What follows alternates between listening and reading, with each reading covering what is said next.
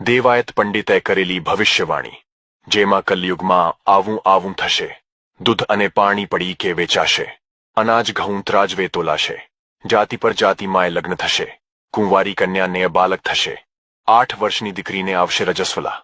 સ્ત્રી સૌભાગ્યવતી હશે તો પણ પોતાના ધણીને છોડીને બીજાનો છોડલો પહેરશે, ને ભેલો સાલો રહેશે ઘરે. માણસને ખાશે, સત્યની ના રહેશે કિંમત.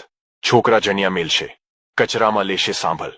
બેટી કમાશે બાપ ખાશે, બેટી હશે બાઈ બાકડે, કરશે પુરુષ કામ. હશે નરને લાંબા કેશ, અને ચાલશે છટાકા કરતો. વિધવા શણગાર સજશે, સુહાગન વિધવા વેશ, સુંદરી મુંડન કરાવશે. હશે નરને લાંબા કેશ, સંતો પાપનો સહારો લેશે.